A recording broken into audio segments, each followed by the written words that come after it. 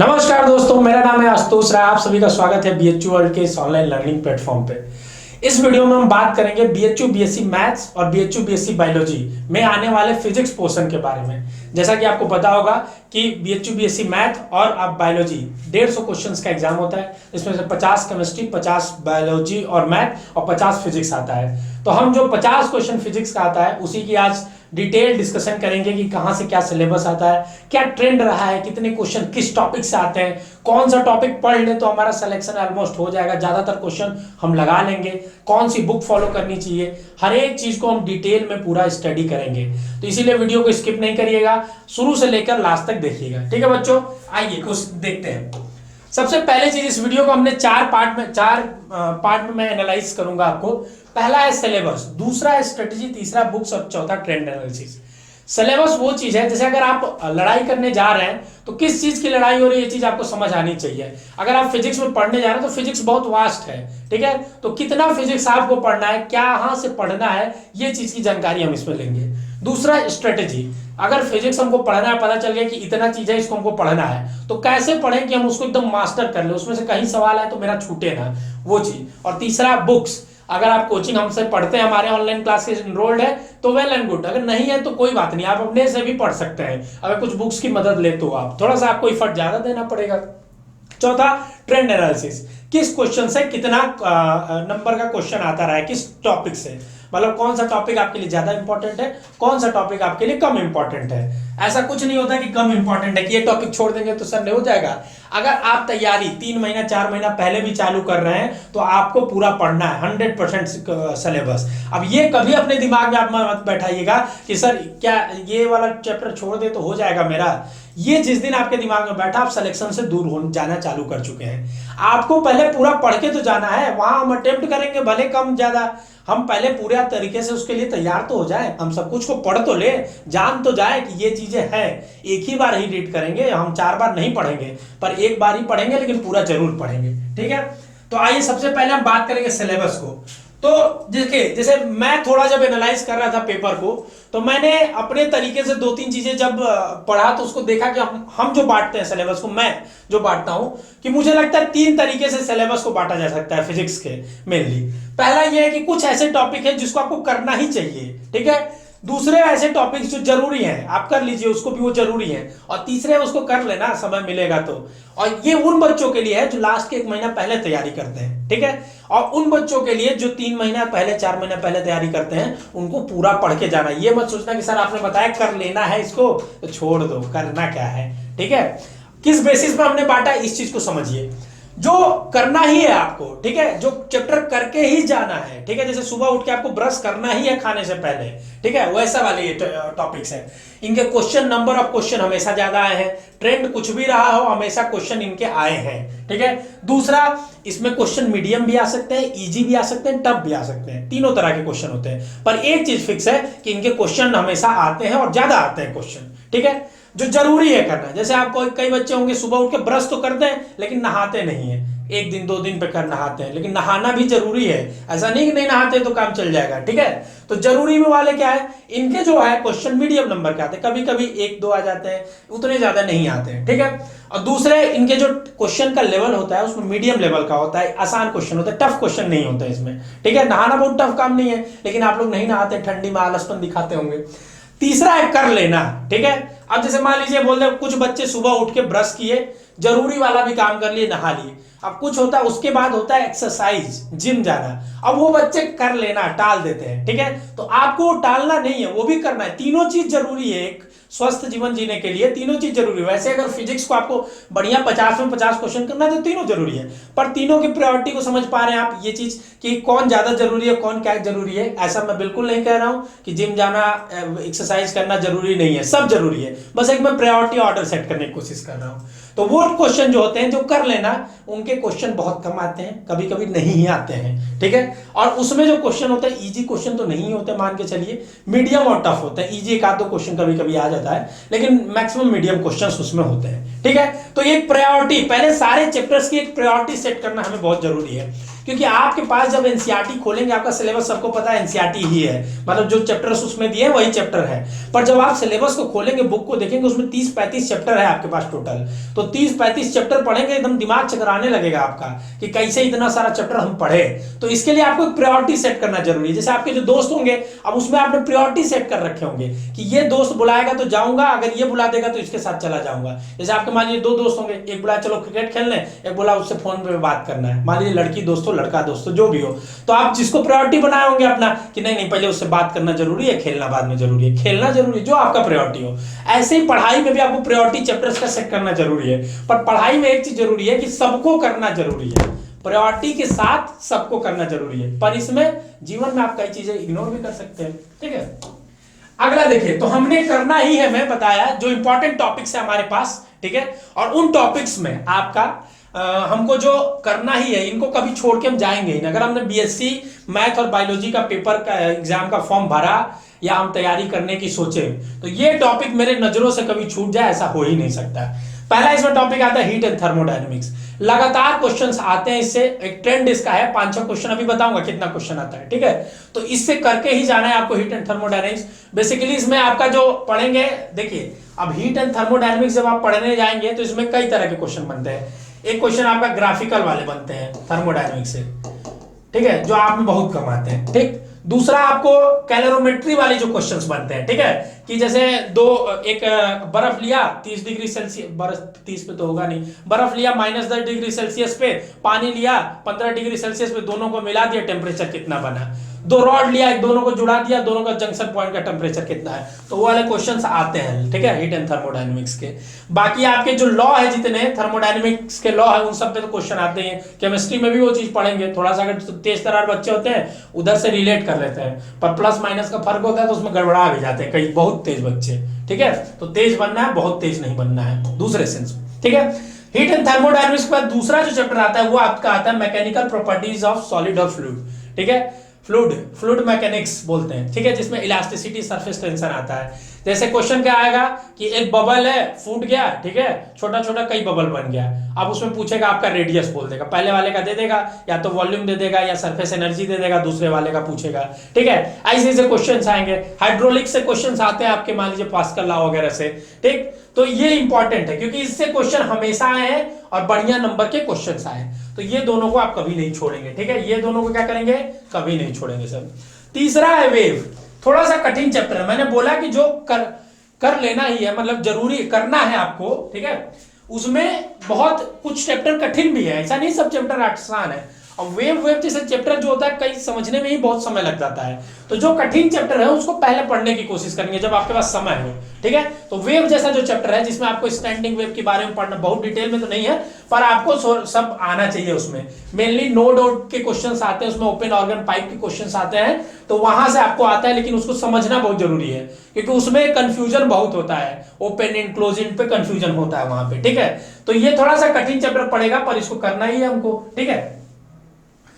चौथा आता है आपका magnetism plus EMI, electromagnetic induction, ठीक है। मैग्नेटिज्म जब मैं बोलूं तो आप एनसीईआरटी में खोलेंगे, सर जो चैप्टर का नाम बता रहे हैं ना, एनसीईआरटी में कोई चैप्टर ही नहीं दिया है, वहां दिया है sir moving charge and magnetism, ऐसे करके दिया है। तो मैग्नेटिज्म मैं बोलूं तो चार्ज, मूविंग चार्ज मैग्नेटिज्म बोले या मैग्नेटिक इंडक्शन बोले, पूरे यूनिट को मैं कवर कर रहा हूं, ठीक है। हम लोग का पढ़ाने का तरीका ही इस तरह से, जो रिलेटेड है उसको एक यूनिट में हम कवर कर रहे हैं। तो मैग्नेटिज्म वाले पोर्शन भी इंपॉर्टेंट है, खासकर वो सब जो क्वेश्चन आते हैं, इंडक्शन वाले से क्वेश्चन बहुत आता है कि एक तार है उसमें करंट जा रहा है, दूसरे वाले में कितना करंट हो पाएगा, ठीक है। ऐसे ऐसे मैं बेसिक बता रहा हूं, ऐसे क्वेश्चन आते रहते हैं, ठीक है। तो मैग्नेटिज्म वाला सेक्शन भी छोड़ेंगे नहीं।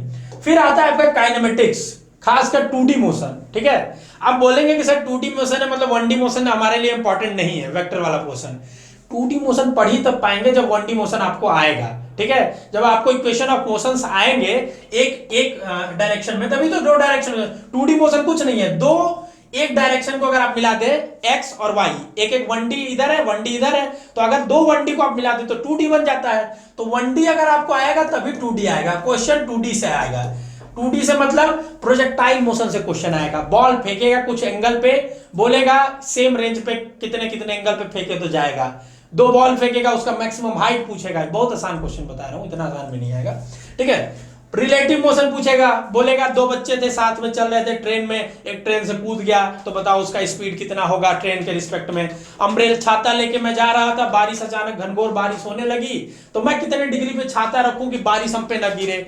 मैं नदी में कूद गया, मुझे तैरना आता था, लेकिन मैं नदी में कूद गया, तैरना आता था, हमको उस पार पहुंचना है तो उस पार पहुंचने के लिए हमको मिनिमम डिस्टेंस कौन सा चाहिए, हमको अगर उस पार मिनिमम टाइम में पहुंचना है तो कौन सा एंगल लेना पड़ेगा। इस तरह से क्वेश्चन बन के आएगा, कहानी के फॉर्म में बता रहा हूं लेकिन ये बढ़िया लिख के आएगा अंग्रेजी में 4 लाइन। ठीक है, तो ये सब क्वेश्चंस आपको करने होंगे। ठीक है, ये सब आपको छोड़ना है ही नहीं, अगर आंखों के नीचे से छूट गया आपके तो सिलेक्शन जा रहा है, एकदम चला जाएगा, समझ लीजिए। छठवां जो चैप्टर है वो रे ऑप्टिक्स। रे ऑप्टिक्स आसान चैप्टर है मैं मानता हूं, ठीक है, इसलिए आसान चैप्टर है क्योंकि आप एक बार पढ़ लेंगे, दोबारा पढ़ने की आपको जरूरत नहीं है। अब बहुत ज्यादा क्वेश्चन इसमें वेरी भी नहीं कर सकता है, ठीक है, कुछ फिक्स कॉन्सेप्ट है उन्हीं को पढ़िए, वहीं से क्वेश्चंस आपके आने हैं। जैसे आपके अगर आपने लेंस फॉर्मूला मिरर फॉर्मूला आपने, ठीक है, इधर देख लेती है, मिरर फॉर्मूला पढ़ लिया, कुछ बच्चे बोलेंगे सर दूसरा कलर ले लीजिए, ठीक है, आइए सफेद लेते हैं। लेंस फॉर्मूला आपने लिया, मिरर फॉर्मूला, मैग्निफिकेशन का फॉर्मूला, 3 चीज। और मान लीजिए वो आपके जो इंस्ट्रूमेंट्स होते हैं, ठीक है, वो तो उतने इंपॉर्टेंट नहीं, कभी कभी क्वेश्चन आए हैं, तो अगर आपने ये 3 चीज बस पढ़ लिया तो पूरा रे ऑप्टिक्स खत्म। लेंस फॉर्मूला, मैग्निफिकेशन का और आपका मिरर फॉर्मूला, ठीक है। इतना आसान बोल रहा हूं, थोड़ा पढ़ेंगे जब तो आसान लगेगा, ठीक है। तो आपको क्या करना है, रे ऑप्टिक्स जरूर पढ़ना क्योंकि आसान चैप्टर भी है। अगर इसमें छोड़ने का भी मन बनाएंगे ना तो वेव ऑप्टिक्स, वेव को छोड़िएगा, ठीक है, क्योंकि वेव थोड़ा कठिन हो सकता है आपके लिए, बाकी कुछ छोड़िएगा मत, सब आसान है, ठीक है। मॉडर्न आता है उसके बाद, मॉडर्न मतलब, मॉडर्न बोलूं मतलब हो गया आपका एटॉमिक स्ट्रक्चर, केमिस्ट्री वाला नहीं, केमिस्ट्री वाला जो पढ़ाएंगे वैभव सर वो दूसरा होगा, वैसा ही है, सिमिलर ही है, लेकिन इसमें क्वेश्चन थोड़ा अलग आता है, ठीक है। फिर आपका फोटो इलेक्ट्रिक इफेक्ट, फिर एक्सरे हो गया, फिर आपका न्यूक्लियर फिजिक्स हो गया। क्वेश्चन यही पूछेगा कि थ्रेशोल्ड एनर्जी का जो क्वेश्चन फोटो इलेक्ट्रिक से आता है वैसा बेसिक क्वेश्चन आता है। फिर आपका वो एटॉमिक बॉम्बार्डमेंट का जो क्वेश्चन आता है कि जैसे मान लीजिए कोई एक न्यूक्लियस है, इसका यहाँ पे एटॉमिक नंबर और एटॉमिक मास दे देगा, बोलेगा इसमें से एक इलेक्ट्रॉन निकाल रहे हैं, एक न्यूट्रॉन निकाल रहे हैं, तो जो नया एटम बनेगा उसका मास नंबर बताइए, उसका एटॉमिक नंबर बताइए। इस तरह से क्वेश्चन आएंगे, ठीक है, छोटे छोटे क्वेश्चन मैं बता रहा हूँ। इसी में थोड़ा अच्छा क्वेश्चन आएगा जब 3-4 ठो एटम मिला देगा, समझ रहे, तो वो सब आएगा। एक्सरे का क्वेश्चन आएगा, उससे जरूर क्वेश्चन आएगा रेडबर्ग कांस्टेंट वगैरह से जो आता है, ठीक है, कि जब एक, ये केमिस्ट्री में भी थोड़ा बहुत आप पढ़ेंगे कि एक सेल से दूसरे सेल में अगर जो जाती है, लाइमन बार्मर ब्रैकेट फुंड सीरीज जो होती है, अगर आप उसको पढ़ेंगे तो उससे क्वेश्चन जरूर आएगा, कितनी एनर्जी निकलती है, ये सब आएगा, ठीक है, कितना रेडियस का फॉर्मूला उसका जो होता है एटॉमिक स्ट्रक्चर का, एनर्जी का फॉर्मूला, हर एनर्जी, हर एटम है, एटम के सराउंड में एक लेयर है, दूसरा सेल है, तो हर सेल में एनर्जी अलग अलग होती है, उसका फॉर्मूला हर एटम के लिए अलग अलग हो जाएगी, तो ये सब फॉर्मूला आएगा, उसको भी पढ़ेंगे, ठीक है। फिर 8वां आता है आपका वर्क पावर एनर्जी, बहुत आसान चैप्टर। अगर फिजिक्स में सबसे आसान बोलिए तो वर्क पावर एनर्जी, कुछ नहीं, सीधा साधा आदमी भी अगर एक बार पढ़ ले तो उसको आ जाएगा, उसको कुछ साइंस की भी नॉलेज ना रहे तो, ठीक है। वर्क पावर एनर्जी, बस फॉर्मूला एक ही फॉर्मूले पे चलना है, work is equal to F dot D, force into displacement. उसको थोड़ा अच्छा तेज तरार बच्चा बोलेगा एफ डी कॉस थीटा, जो नहीं समझ पा रहा है कॉस थीटा वो लेक्चर में समझ जाएगा, ठीक है। और एक बच्चा कहेगा सर इतने से नहीं होगा, एक और फॉर्मूला हमको इसमें पढ़ना पड़ेगा वर्क एनर्जी थ्योरम का। अगर दोनों फॉर्मूले को हम नचाएंगे अपनी उंगलियों पे तो पूरा वर्क पावर एनर्जी खत्म हो जाएगा, समझ रहे हैं। फिर 9th नंबर चैप्टर है सेमीकंडक्टर, ये भी आसान चैप्टर। अब से देखिए मैंने बताया इसमें एक ही कठिन थोड़ा लगेगा आपको, ठीक है, बाकी कोई कठिन नहीं लगेगा। ये थोड़ा सा आपको इलेक्ट्रिसिटी सरफेस टेंशन वाले चैप्टर जो है शुरू में कठिन लगेंगे, पर जैसे आप पढ़ेंगे थोड़ा सा ना फिर आपको आसान लगने लगेंगे, ठीक है। तो सेमीकंडक्टर वाले जो चैप्टर हैं वो भी आपके उसमें आएंगे, जब आप पढ़ेंगे उसमें डायोड जंक्शन वगैरह की number of hole, number of electron से क्वेश्चन आते हैं उसमें करके, ठीक है। ट्रांजिस्टर से क्वेश्चन आता है, ठीक है, आपको सर्किट बना के दे देगा, ठीक, आसान है, लेकिन ऐसा मतलब सर्किट देखेंगे तो थोड़ा भौकाली लगेगा, उसमें डर लगेगा, अरे साला इतना बड़ा सर्किट, क्वेश्चन छोड़ो, ठीक है, लेकिन पढ़ लेंगे, एक बार पढ़ना है ये सब बस, ठीक। लॉजिक गेट और भी आसान क्वेश्चन, जो बच्चे बायोलॉजी वाले होंगे, मतलब जिनका थोड़ा दिमाग तेज है रटने में, ठीक है, जो दिमाग विजुअलाइजेशन में तेज है, रटना नहीं मैं बोलता हूँ, रटना गलत शब्द है, विजुअलाइजेशन मतलब एक बार मैंने देखा और वो हमको याद हो गया, तो उसको विजुअलाइजेशन कहेंगे ना, कि आपका विजुअल पावर बहुत तगड़ा है, मैंने आपका चेहरा देखा, आपका हमको याद हो गया, तो रटना नहीं, जो उस पावर में तेज है बच्चे, लॉजिक गेट एक बार पढ़ेंगे और फिक्स क्वेश्चन 2 ठो 1 ठो करके आएंगे, ये हमेशा क्वेश्चन आने वाला चैप्टर है। Last unit dimension error, question fix है 1 या 2 आना, बहुत इंपॉर्टेंट नहीं कहूंगा, एक दो क्वेश्चन आना, इसलिए इसको रखा हूं कि अगर आप यूनिट डायमेंशन एरर पढ़ लिए चैप्टर तो बहुत सारा चीज क्वेश्चन ऐसे ही लगा लेंगे। मैं जब यूनिट डायमेंशन एरर आपको पढ़ाऊंगा तो बताऊंगा कि कई क्वेश्चन जो होते हैं ना करना ही नहीं होता है। मतलब सर करना ही नहीं होता है, करना नहीं होता इस सेंस में, जैसे हम देखते हैं, जैसे पूछा कि पावर क्वेश्चन में पूछा कि इसमें हमको बताइए इसका पावर क्या होगा। अब हमको पावर का फॉर्मूला नहीं आ रहा, कुछ नहीं आ रहा है, पर हमको एक चीज पता है पावर का यूनिट, तो हम क्या करेंगे, तुरंत मिलाएंगे कि कौन सा फॉर्मूला इसमें से पावर की यूनिट के बराबर है, क्वेश्चन निकाल ले जाएंगे। कई क्वेश्चन ऐसे अगर आप देखेंगे, पढ़ाऊंगा जब तक समझ में आएगा कि यूनिट डायमेंशन का अगर आपको जानकारी है तो वहां से कर ले जाएंगे क्वेश्चन आसानी से, देखते ही मारेंगे, देखते ही मारेंगे, टिक। ठीक है, अब देखिए अगला क्वेश्चन देखें, ध्यान देंगे। दूसरा मैंने बताया जरूरी है ये करना, ठीक है, नहाने का टाइप है, ठीक, तो इसको भी करना है, ठीक है, मैं सारा करना है, ये ऐसे मत बोलना कि फिर सर आप बोले थे कि कर लेना तो मैं कर ही लेना पे छोड़ दिया। ठीक है, तो इसमें पहला चैप्टर जो है आपका ग्रेविटेशन आता है, ठीक है, आसान चैप्टर। इलेक्ट्रोस्टैटिक्स आप पढ़ेंगे, इलेक्ट्रोस्टैटिक्स आप पढ़ेंगे तो ग्रेविटेशन अपने आप तैयार हो जाएगा। ठीक है, इलेक्ट्रोस्टैटिक्स पढ़ेंगे तो ग्रेविटेशन, बस थोड़ा सा एक्स्ट्रा एक चीज पढ़ना पड़ेगा, केपलर लॉ। केपलर लॉ बोलो अभी पढ़ा दें, कुछ नहीं होता है, R square is directly proportional to T cube, खत्म केपलर लॉ। ठीक है, थोड़ा सा एप्लीकेशन पार्ट पढ़ेंगे, ठीक है, तो एक चीज बस एक्स्ट्रा पढ़ना है आपको उसमें। एसएचएम आएगा, थोड़ा सा कठिन पड़ सकता है बायोलॉजी वाले बच्चों के लिए एसएचएम, ठीक है, बायोलॉजी वाले बच्चों के लिए एसएचएम थोड़ा कठिन पड़ सकता है, पर उतना भी कठिन नहीं है। ठीक है, आप इसको करेंगे, एक दो बार में कर ले जाएंगे। ठीक है, थोड़ा वेव ऑप्टिक्स की तरह ये है। ठीक है, दूसरा देखिए वेव ऑप्टिक्स आ गया नाम लेते ही। ठीक है, वेव ऑप्टिक्स भी आपको थोड़ा सा कठिन बायोलॉजी वालों के लिए बस पड़ेगा, बीएससी बायोलॉजी वालों के लिए, पर उसमें भी कुछ नहीं, एक दो फॉर्मूले अगर आप पढ़ लेते हैं अच्छे से। देखिए बेसिकली क्या है ना कि एक दो फॉर्मूले, फिजिक्स बहुत पढ़ने वाली चीज नहीं है, प्रैक्टिस की चीज है, जितना आप प्रैक्टिस करेंगे उतना आपका दिमाग खुलेगा। ठीक है, तो आप ये सब जो होते हैं इसमें बेसिक दो तीन फॉर्मूले होते हैं, अब उसके बाद आपका दिमाग कितना काम करता है ये आपका उसमें देखता है फिजिक्स में। ठीक है, चौथे पोर्शन पे आते हैं इलेक्ट्रिसिटी। इलेक्ट्रिसिटी थोड़ा लंबा चैप्टर हो जाता है। ठीक है, इलेक्ट्रिसिटी का बात करता हूं, मतलब मैं एकदम बेसिक से लेके, ठीक है, इलेक्ट्रिसिटी का बेसिक से लेके पूरा अंतिम पावर वाट डिसिपेटेड तक पूरा बता रहा हूं। ठीक है, तो वो भी आपका थोड़ा सा इंपॉर्टेंट, वो भी आपका इंपॉर्टेंट है, ये हमेशा इससे क्वेश्चन आता है दोनों बेसिक बायोलॉजी और मैथ में। ठीक है, और क्वेश्चन ये क्या है, बच्चे पढ़े रहते हैं इलेक्ट्रिसिटी का, 10th में भी पढ़े, वही थोड़ा सा एक्सटेंड करके बताया है, तो थोड़ा सा आपको इस पे ध्यान देना होगा इलेक्ट्रिसिटी में खास करके।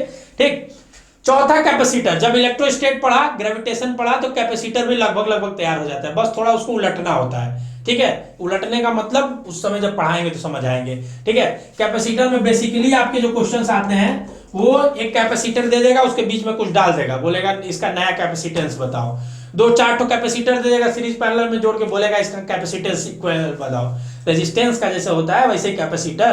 तो अगर आप इलेक्ट्रिसिटी और इलेक्ट्रोस्टेट दो चैप्टर पढ़ लेते हैं तो आपका क्या होता है, कैपेसिटर अपने आप तैयार हो जाता है, क्योंकि उसमें थोड़ा बस उलटना रहता है चीजों को।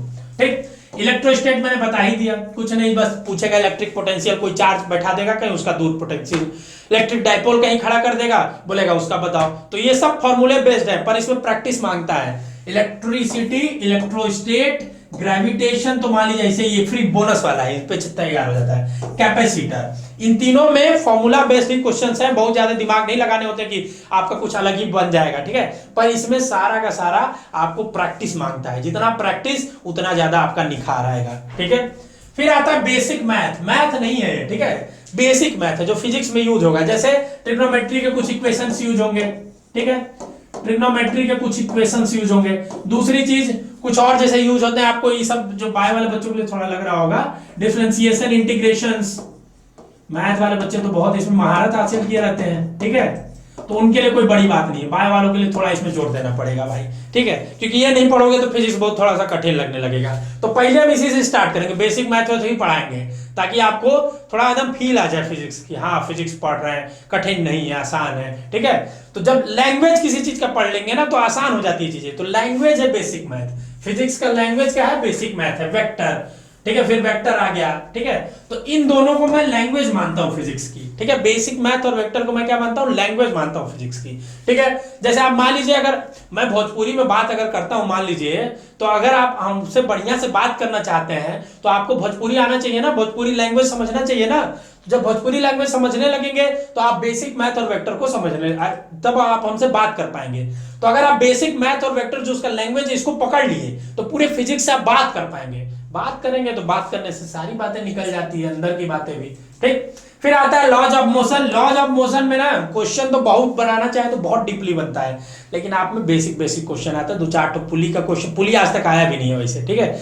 वो मास ब्लॉक का क्वेश्चन आ जाएगा, जैसे देखिए मान लीजिए एक ऐसे ब्लॉक इधर से खींचेगा तो इसमें पूछेगा कितना पीछे जाएगा, ठीक। ये बहुत कम क्वेश्चन, एनएलएम से क्वेश्चंस बहुत कम आते हैं, फ्रिक्शन से क्वेश्चन एक आध दो आ जाते हैं, ठीक है। आइए अब आगे बढ़ते हैं। अगला क्वेश्चन एक कर लेना बेटा, ठीक है, इसको छोड़ना नहीं है।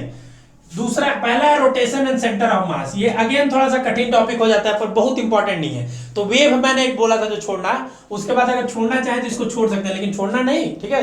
जो जिनका मन कर रहा है भाई उनके लिए मैं बता रहा हूँ। फिर एक आसान टॉपिक सर्कुलर मोशन, कभी कभी सवाल पूछ देता है। सर्कुलर मोशन क्या है ना, कि काइनेमेटिक्स जब आप पढ़ेंगे तो इक्वेशन ऑफ जो मोशन आप पढ़ेंगे, इक्वेशन ऑफ मोशन, उसी का एक स्पेशल केस आपका निकल के आ जाता है कि अगर मोशन सर्कल में होने लगे तो कुछ नहीं, अगर इक्वेशन ऑफ मोशन आप पढ़ें अच्छे से, कंसेप्ट्स क्लियर है, तो एक सर्कुलर मोशन कुछ है ही नहीं। और एक आता है लास्ट टॉपिक इलेक्ट्रोमैग्नेटिक वेव, ठीक है। इलेक्ट्रोमैग्नेटिक वेव से क्वेश्चंस आते रहते हैं, सिर्फ आपको 4 पन्ने की एक पीडीएफ पढ़ लेंगे, 4 पन्ने की, इलेक्ट्रोमैग्नेटिक वेव तैयार हो जाएगा। क्योंकि उसमें बहुत ज्यादा दिमाग ना लगा पाएंगे आप, और ना ही आपको क्या बोलते हैं लगा पाएंगे आप, ना दिमाग उसमें क्या बोलते हैं ज्यादातर, और ना ही उससे इतना डीप क्वेश्चन आते हैं, ठीक है। अगले क्वेश्चन पे आते हैं। अब सर आपने जो टॉपिक्स बताया उसका ये बताया कितने क्वेश्चन किससे आ सकता है, ये चीज समझना बहुत जरूरी है। देखिए मैंने एक लिस्ट बनाया है, ठीक है। जब आप पेपर उठाएंगे ना, 4-5 साल का पेपर आप उठाएंगे तो देखेंगे कि किसी टॉपिक से क्या है बहुत ज्यादा क्वेश्चन आया है, कभी उसी टॉपिक से अगले साल क्वेश्चन ही नहीं आया है। तो ये बीएचयू में एक खास तरह का समझिए उनकी आदत है, ये कोई ट्रेंड सेट नहीं किए हैं, ठीक है। कि मतलब इस टॉपिक को पढ़ लो तो ज्यादातर, जैसे 4 टॉपिक पढ़ लो तो पूरा पेपर अधिकतम लगा लोगे, ठीक है। ये है ट्रेंड एक, कि अगर इतने टॉपिक्स को अगर तुम थोड़ा ध्यान से दे दो, जैसे मान लो, अब ऐसा मैं नहीं कह सकता कि ग्रेविटेशन से 2 क्वेश्चन आएगा ही, पर मैं ये कह सकता हूं कलेक्टिव की 4-5 चैप्टर अगर पढ़ लो तो इतने क्वेश्चन अप्रॉक्स कर ले जाओगे। ये चीज समझने की जरूरत है, ठीक है। तो अगर आप इस चीज को समझ लेते हैं, इसी के बेसिस पे मैंने उस 3 डिवीजन को किया था, तो अगर वो आप 3 डिवीजन को मान लेते हैं, ठीक है, हमारी बात मान के अनुसरण करके आप पढ़ाई करना चाहते हैं, तो ये चीज पे आप नजर मत डालिएगा, ठीक है। ये आपको सिर्फ और सिर्फ कंफ्यूज करेगा कि इतना क्वेश्चन आया कितना नहीं आया। इसी को मैंने सिंप्लीफाई करके 3 पार्ट में बांट दिया है, ठीक है।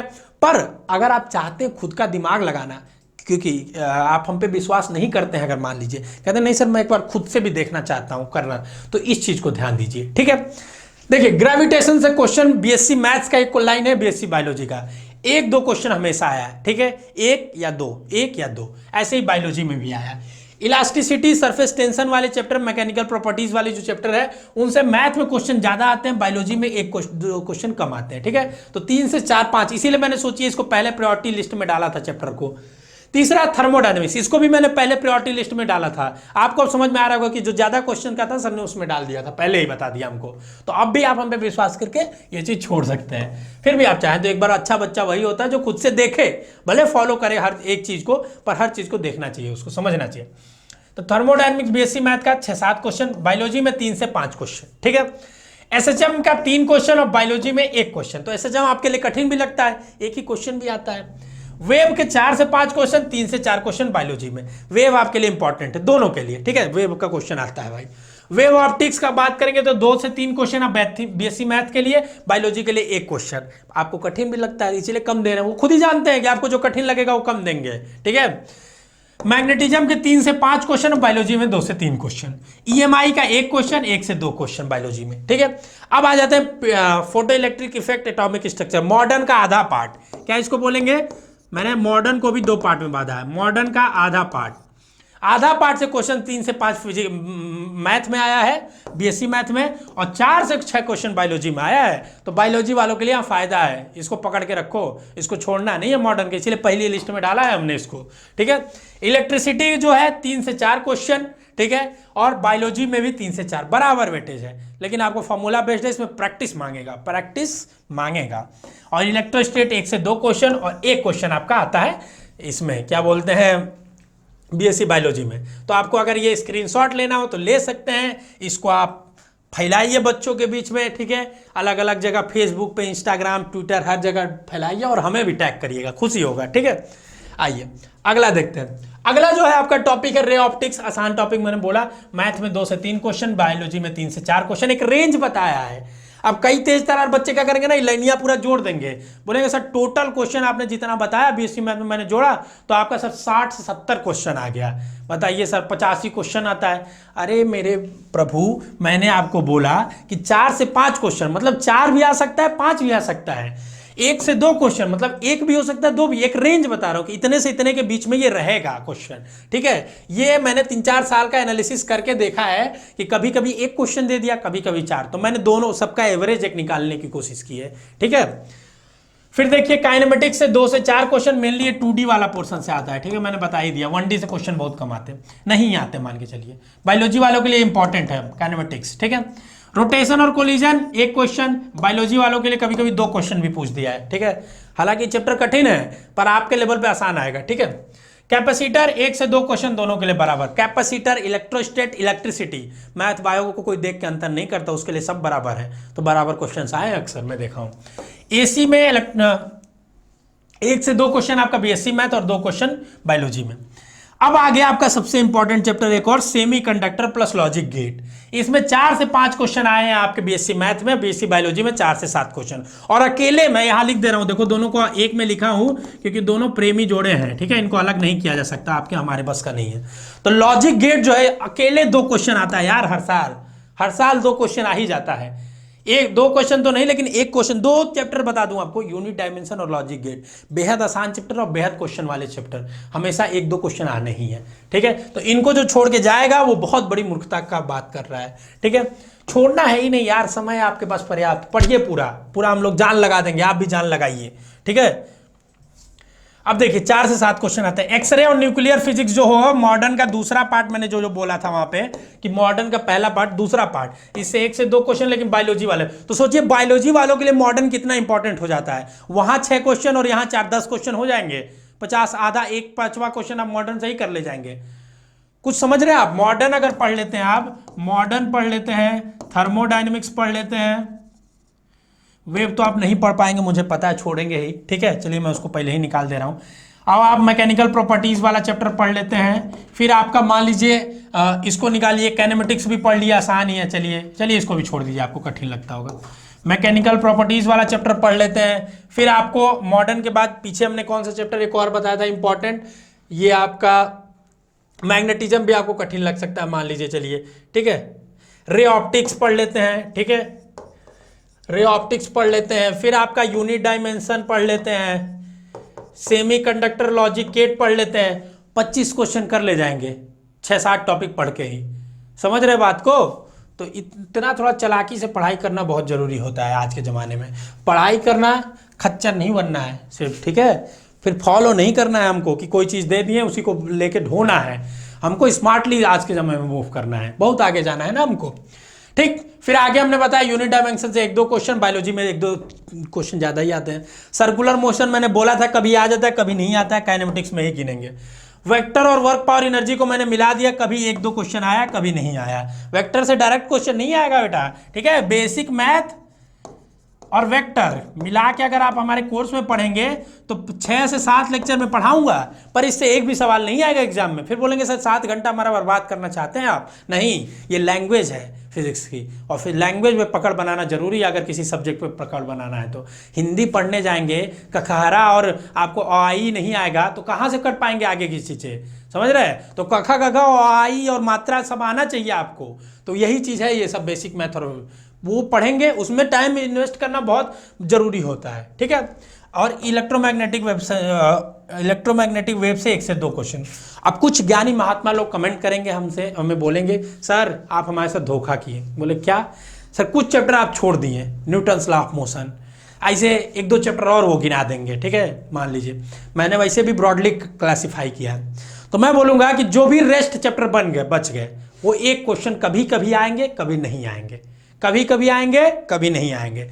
तो आपको जो मैंने चैप्टर जिस तरह से डिस्ट्रीब्यूशन बताया वो आपको मेन ध्यान रखना है, वो 3, ठीक है। सिलेबस का मतलब वही है, वो जो 3 मैंने बताया, ये आपकी मन की तसल्ली के लिए मैंने बताया, ठीक। अब सबसे जो इंपॉर्टेंट चीज है वो है कि सर स्ट्रेटजी बताइए, हमको स्ट्रेटजी जानना है, हम कैसे एकदम फोड़े फिजिक्स को, धुआं धुआं उड़ा दे।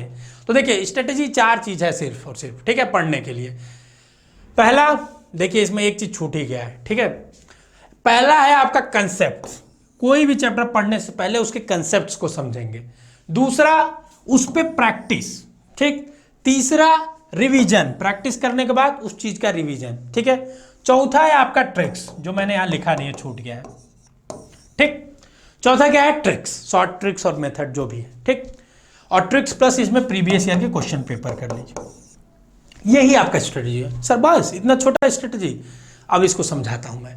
देखिए फिजिक्स पे अगर आपको मास्टर करना है या किसी भी सब्जेक्ट पे, तो पहले आपको जब सिलेबस समझ गए तो उस चीज को समझने की कोशिश करिए, ठीक है। अब मैं अगर पढ़ाऊंगा आपको, मान लीजिए काइनेमेटिक्स पढ़ाऊंगा, मान लीजिए मॉडर्न ही पढ़ाऊंगा मान लीजिए, अब फोटो इलेक्ट्रिक इफेक्ट मैंने हेडिंग डाला, तो पहले फोटो इलेक्ट्रिक इफेक्ट है क्या, क्या क्या हमारे सिलेबस में है, उससे क्या क्या उसके मेथड है, क्या है, सब कुछ क्वेश्चन प्लान सब कुछ पहले समझिए। उसको बोलते हैं कंसेप्ट।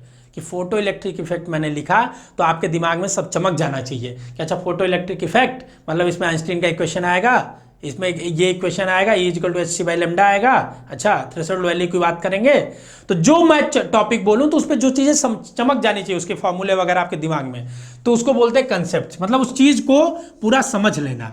तो कोई भी चीज पढ़ेंगे तो ये नहीं कि पहले उठा लिए कोई मोटी सी किताब, सर आज मैं पढ़ने चलूंगा वेव ऑप्टिक्स, और वेव ऑप्टिक्स निकाला हमने SC वर्मा और करना क्वेश्चन चालू किया। कंसेप्ट ही नहीं पढ़ा है आपने वेव ऑप्टिक्स का, तो कहां से कर पाएंगे? तो कंसेप्ट पढ़िए, जैसे ही कंसेप्ट पढ़ेंगे उसको अप्लाई करिए। हमने अगर कोई फॉर्मूला पढ़ा E = hc/λ, ठीक है, हमने अगर कोई फॉर्मूला पढ़ा F = ma, तो उसको हम अप्लाई करेंगे, उसको प्रैक्टिस करेंगे, कम से कम 20 क्वेश्चन करेंगे एक चैप्टर पे, 15-20 क्वेश्चन करेंगे तो एकदम उस पर धुरंधर बन जाएंगे। समझ रहे हैं बात को? अगर कोई चीज आपको, जैसे मान लीजिए कोई मोबाइल में नया गेम इंस्टॉल करते हैं, तो गेम इंस्टॉल करके कोई बता देते हैं दोस्त आपका, देखो ऐसे ऐसे खेलना है इसको, समझ रहे हो ना, कि वो इधर से आगे जाएगा, इधर से पीछे जाएगा और इधर से कूदेगा, ये मान लीजिए कोई गेम है, ठीक है। अब क्या करते हैं, पहली बार आप खेलते हैं तुरंत ही आउट हो जाते हैं, तुरंत ही आप मतलब एग्जिट कर जाते हैं, नहीं खेल पाते हैं। 3-4 बार उस पर प्रैक्टिस करते हैं, फिर एकदम अगले दिन आता है दोस्त एकदम सीना चौड़ा करके कहते हैं अबे देख लो, तो एकदम इसमें रिकॉर्ड बना दिए हैं, तुम इतना मीटर गए थे, मैं इतना मीटर गया था। तो किस लिए आया? उसने सिखा के तो चला गया कंसेप्ट, उसकी अब जिम्मेदारी खत्म। आपका क्या है, उसमें प्रैक्टिस करने की बारी है, ठीक है। तो आप दूसरा चीज क्या करेंगे, प्रैक्टिस करेंगे। फिर जब आप पढ़ेंगे ना कंसेप्ट को, तो आप अपना एक नोट्स जरूर बनाएंगे, क्योंकि आपने एक बार कंसेप्ट पढ़ा, उसको प्रैक्टिस किया, पर दोबारा आपको भूलेगा, क्योंकि आप बहुत बड़े आइंस्टीन नहीं हैं, हम सब लोग एक नॉर्मल आदमी हैं, ठीक है। आप शकुंतला देवी भी नहीं है कि आपको कोई चीज एक बार देख लिए याद हो जाएगी। तो आपको क्या करना है, उसका एक नोट बना के रखना है कि दोबारा ऐसे देखूं तो मुझे विजुअलाइज हो जाए। समझ रहे हैं? जैसे आपको कोई बचपन की मेमोरी बहुत याद नहीं होगी मान लीजिए, पर बचपन का कोई एक फोटो देखते हैं तो मेमोरी क्रिएट हो जाती है, तो वही नोट्स एक बार देखेंगे तो पूरा क्लास का विजुअलाइजेशन दिमाग में, अच्छा ये चीज था पूरा, समझ रहे हैं? तो रिवीजन उससे होगा, तो नोट्स बनाएंगे, उससे रिवाइज करेंगे। मान लीजिए मैंने आज कॉन्सेप्ट पढ़ा, आज ही उस पर बैठ के प्रैक्टिस कर लिया, अब 4 महीना बाद अगर हमें पढ़ना होगा तो भूलूंगा हल्का, अपना नोटबुक निकालूंगा, उसमें से पढ़ूंगा, फिर तुरंत बोलूंगा सर फिर से तैयार है बताइए। तो जब भी कभी कोई आपसे बोले कि भाई इस चैप्टर का टेस्ट लूंगा मैं या वो करूंगा, तो आप बोलिए कि ठीक है तैयार है सर, 1 मिनट दीजिए, हमको नोट्स पढ़ना है, 10 मिनट में नोट्स ऐसे पलटे तुरंत तैयार हो गया। ठीक, जब इतना कुछ कर लिए आप, तो अपने आप को आजमाइए भी तो कि कैसे कर पाते हैं। प्रीवियस ईयर के क्वेश्चंस उठाइए, लगा के देखिए उस चैप्टर के लग रहे हैं कि नहीं लग रहे हैं, लग रहे हैं तो बेटर, नहीं लग रहे हैं तो फिर से आपको पहला रूल फॉलो करना है। तो ये पूरा एक सर्कल है ना, इसको फॉलो करना है, ठीक है। एक भी अगर टूटेगा ना तो ये आपका कुछ गड़बड़ा जाएगा चीज, ठीक है। तो एक भी इसमें से, चारों में से चीज नहीं टूटना चाहिए, ठीक है। तो चारों चीज को आप पीरियोडिकली फॉलो करेंगे, ठीक है। अगर आपका फिर प्रीवियस क्वेश्चन नहीं हुआ, नहीं लगाए नहीं हुआ, तो फिर आप कंसेप्ट पे जाएंगे, फिर प्रैक्टिस करेंगे, फिर रिवीजन करेंगे, फिर आप आएंगे। इन सब के बीच आप अपने अगर ट्रिक्स बना लेते हैं, हमारे पढ़ेंगे तो वो आपको मिल जाएंगे। यही स्ट्रेटजी है बेसिकली, ठीक है। पर फिजिक्स में थोड़ा सा अलग एक चीज और होता है कि अगर आपको ज्यादा नंबर स्कोर करना है फिजिक्स में, तो बहुत ज़्यादा पढ़ के नहीं होता है, ठीक है, बहुत ज़्यादा कंसेप्ट पढ़ के नहीं होता है, ठीक है। अगर आपको ज़्यादा नंबर स्कोर करना है तो एक आपको सही प्लानिंग बनानी पड़ती है पढ़ने की, और दूसरी चीज़ आपको बहुत ज़्यादा प्रैक्टिस की ज़रूरत होती है। दो चीज़ कर लिए तो अच्छा नंबर आ जाता है। सही प्लानिंग मतलब जैसे मैंने बांटा चैप्टर्स को, प्रायोरिटी सेट करना चैप्टर्स की कि कौन चैप्टर इंपॉर्टेंट है, कौन चैप्टर बड़ा है, कठिन है, और कौन हमको आता है, ये सब अपने दिमाग में, जैसे मान लीजिए एक टेबल में बना लिया। सबकी एक अपनी स्ट्रेटजी होती है, समझ रहे हैं। हम जिस स्तर में पढ़ सकते हैं, जैसे मेरे आगे कोई खेल कूद करे मैं पढ़ लूंगा, वही पढ़ना रहेगा। आपका होगा कि आप चलती ट्रेन में पढ़ लेते होंगे, पर बहुत आदमी रहेगा एकदम शांत चित्त रहेगा तभी पढ़ पाएंगे। तो अपने अकॉर्डिंग सबको एक अपनी स्ट्रेटजी होती है। जैसे मान लीजिए आपके सामने एक ये हो जाएगा, ठीक है। अब इसमें क्या होगा कि मान लीजिए आप चैप्टर्स को बांटिए, जैसे जिनसे नंबर ऑफ क्वेश्चन ज्यादा आता है इधर लिख लीजिए, ठीक है। फिर उसके बाद उसमें डालिए कि इजी है, मीडियम है, कठिन है, ऐसा एक बॉक्स बनाइए, हार्ड है, ठीक। नंबर ऑफ क्वेश्चन जितना है और आपका लेवल क्या है इसमें एक डालिए, एक लेवल आपका, मतलब कि आप उसको पढ़े हैं नहीं पढ़े हैं, आपको आता है नहीं आता है, एकदम गधे हैं उसमें क्या है, ठीक है। अब हर चैप्टर को बांटिए। जैसे मान लीजिए आपको मैंने बोला वेब ऑप्टिक्स, तो वेब ऑप्टिक्स सर हमको, जैसे मान लीजिए हमारा लेवल जो है सर उसमें मीडियम है, मतलब मैं उसको थोड़ा बहुत जानता हूँ, ठीक। मीडियम मतलब यहाँ आ गए, ठीक। अब बताइए इसमें number of question web optics से ठीक ठाक आता है सर, ठीक है, तो इसमें आ गया आपका। अब यहाँ पे एक चैप्टर आ गया, तो अगर कोई चीज यहाँ रखते हैं, इसे बना के स्ट्रेटेजी बता रहा हूँ, तो उसमें मतलब नंबर ऑफ क्वेश्चन ज्यादा आता है, मीडियम लेवल का है, तो ऐसे एक आप अपना प्रायोरिटी सेट करने की कोशिश करिए, ठीक है। चैप्टर्स पूरा लिखिए बैठ के, उन चैप्टर्स को पूरा शॉर्टलिस्ट करिए कि सर हमको पहले कौन चैप्टर पढ़ना है, बाद में कौन, और जो नहीं बना पा रहे हैं अपना विजन, वो हमारी बात को फॉलो कर ले, जो हमने बताया। जो बना रहे हैं वो बहुत वेल एंड गुड, नहीं बना रहे तो और बढ़िया, ठीक है, वो हमारी चीज को फॉलो कर ले। दूसरा, प्लानिंग बना के बैठ नहीं जाना है, मोबाइल में नोट्स वोट्स कीप्स डाउनलोड करके नोट्स में पूरा लिख के, टास्क को पूरा ऐप 3-4 तो डाउनलोड करके उसमें पूरा लिख के प्लानिंग बना के मत सोना नहीं है, प्रैक्टिस करना है। प्रैक्टिस मतलब नंबर ऑफ क्वेश्चन ज्यादा करना है। एक बार कंसेप्ट पढ़ेंगे, 2 बार प्रैक्टिस करेंगे, मतलब 10-10 क्वेश्चन करके 2 बार, 20-20 क्वेश्चन करके 3 बार। जितना ज्यादा प्रैक्टिस उतना ज्यादा आपका मार्क्स आएगा, ये फिक्स है। अब इसका मतलब ये नहीं कि दिन रात फिजिक्स ही पढ़ना है, सबको बराबर वेटेज देना है, ये चीज समझना बहुत जरूरी है। अब कुछ बच्चे कहेंगे कि जैसे कुछ बच्चे बुक्स वुक्स पढ़ना चाहेंगे कि सर पढ़े तो पढ़े कहाँ से, तो अगर आप हमारा BHU वर्ल्ड का ऑनलाइन क्लास ज्वाइन करते हैं तो फिजिक्स ही नहीं, केमिस्ट्री, बायोलॉजी, मैथ, सबका ऐसे ही चीजें मिलती है जो मैं अभी बताने जा रहा हूँ। इसमें आपको मिलेगा डेली वीडियो लेक्चर्स, ठीक है, जिसमें आपको कोई भी सब्जेक्ट होगा, मान लीजिए फिजिक्स का मैं बता रहा हूँ, केमिस्ट्री का वैभव सर पढ़ाएंगे, ऐसे ही मैथ का पारस सर पढ़ाएंगे, सब लोग अलग अलग टीचर हैं, तो वो आपको उस चैप्टर में मास्टरी कराएंगे। मास्टरी मतलब ये इतना मास्टरी कराएंगे कि आपका BSc का एंट्रेंस एग्जाम निकल जाए, ठीक है। तो हर चैप्टर पे आपको वीडियो लेक्चर मिलेंगे जिसको आपको डेली देखना है। जो बच्चा हमारे इनरोल्ड है उनके लिए मैं बता रहा हूं, ठीक है। उसके बाद जब आप डेली वीडियो को देखेंगे तो आपके पास अगर कोई बुक है तो उसको उससे न्यूमेरिकल लगाइए, फिजिक्स में खासकर, ठीक है। क्या करिए, उसमें न्यूमेरिकल लगाइए, केमिस्ट्री में भी लगाइए, NCERT पढ़िए बायोलॉजी वाले बच्चे, ठीक है, मैथ वाले भी बच्चे उसमें न्यूमेरिकल लगाए, ठीक है। तो क्या करें, जो बच्चे फिजिक्स केमिस्ट्री का मैंने बताया पहले वीडियो देखे डेली, फिर न्यूमेरिकल लगाए, कोई ना कोई किताब तो रखे ही होंगे, ठीक है। तीसरा चीज, आप उसका एक प्रॉपर नोट्स बनाएंगे तो उसी समय बना लेंगे। फिर उसके बाद हम लोग चैप्टर वाइज क्वेश्चन बैंक जब देंगे चैप्टर खत्म होने पे, तो आप उसको भी लगाइए, फिर हम डिस्कस करेंगे। तो हमारा एक ऐसा एक पैटर्न बना हुआ है ना, सिस्टमेटिक पैटर्न है, जिससे बच्चे का एक बढ़िया नर्चरिंग हो जाता है। तो अगर आप हमारे कोर्स में इनरोल्ड होना चाहते हैं, अगर इनरोल्ड है तो वेल एंड गुड, नहीं है अगर होना चाहते हैं तो डिस्क्रिप्शन में लिंक वगैरह दी है, उसको देखिए, ठीक है, उसमें जाइए, इनरोल करिए। जितना जल्दी इनरोल करेंगे आपके लिए तैयारी आपकी उतना अच्छे से बेहतर हो पाएगी। तो डिस्क्रिप्शन में लिंक है, एक बार जरूर विजिट करिएगा। कुछ बच्चे बोलेंगे सब बता दिए सर, अब हमें बताइए किताब, कौन सी किताब हम पढ़ें कि फिजिक्स पूरा हो जाए मेरा, ठीक है। तो एक किताब पढ़ के किसी का पूरा फिजिक्स नहीं होता है। आप हमारा वीडियो लेक्चर देखिए, मोर देन सफिशिएंट है, ठीक है। नहीं आपका मन है कि सर एक किताब बता दीजिए प्लीज सर, प्लीज सर, तो एक किताब हम आपको बता रहे हैं। थ्योरी पढ़ने के लिए आप SL अरोड़ा खरीद लीजिए, आइदर आप प्रदीप खरीद लीजिए, आइदर या दिनेश खरीद लीजिए। इन सब में थोड़ा सा कैलकुलेशन का मिस्टेक्स है प्रदीप और दिनेश में, पर थ्योरी पढ़ने के लिए मैं बता रहा हूँ, समझने के लिए कंसेप्ट्स, तो आप SL अरोड़ा ज्यादा प्रीफर करिएगा, ठीक है। हिंदी वाले बच्चे नूतन फिजिक्स करके एक किताब आती है, उसको खरीद लेंगे, उसमें बढ़िया पढ़ा है, RK मित्तल शायद हैं उसके राइटर, बहुत अच्छा उन्होंने लिखा है थ्योरेटिकल पोर्शन को, ठीक। अब मैंने सर कंसेप्ट के लिए किताब ले लिया, इसमें क्वेश्चन दिए हैं बहुत सारे, ठीक है। अगर आप SL अरोड़ा ले लेते हैं मोर देन सफिशिएंट, उसको पढ़ लीजिए। पर अगर आपको चाहिए कि एक और बुक सर बता दीजिए प्लीज सर जिसमें ऑब्जेक्टिव क्वेश्चन हो, ठीक है, तो मैं बोलूंगा आप एक रतन गाइड करके आती है इतनी मोटी किताब, मैथ और बायोलॉजी वाले, खासकर मैथ वाले ले लेंगे, चाहे छोटे छोटे क्वेश्चन से लेके बड़े बड़े क्वेश्चंस दिए हैं। नीट जेई प्रीवियस ईयर के क्वेश्चन सारे दिए हैं जो आपको इंपॉर्टेंट करने हैं, ठीक है, क्योंकि प्रीवियस ईयर के क्वेश्चंस और सारे कॉम्पिटेटिव एग्जाम के आपके एग्जाम में आते हैं। तो रतन गाइड आप ले लेंगे, 500-550 की किताब आएगी भाई साहब, आपको लेनी पड़ेगी अगर आप पढ़ना चाहते हैं तो, ठीक है। रतन गाइड को आप ले लीजिए।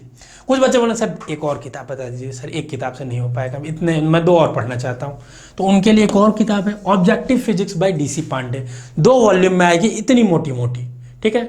अब कुछ बच्चे और बोले सर एक और किताब, उनको दूंगा एक थप्पड़ खींच के, इतना किताब पढ़ेंगे, बाकी केमिस्ट्री बायोलॉजी नहीं पढ़ना है क्या है। कुछ बच्चे बोलेंगे सर आपने बाइबल ऑफ फिजिक्स तो भूल ही गए HC वर्मा को, आपके लेवल का नहीं है, BSc में ऐसे क्वेश्चंस आते ही नहीं है। पर जो बच्चे इंटरेस्टेड है, जिनको फिजिक्स में मज़ा आता हो, लेकिन आपको याद रखना है आपको सिलेक्शन भी लेना है, सिर्फ मज़ा नहीं लेना है जीवन में, ठीक है। तो वो HC वर्मा को पढ़ेंगे सिर्फ और सिर्फ किस लिए, थ्योरी पोर्शन के लिए, सिर्फ और सिर्फ थ्योरी पोर्शन के लिए।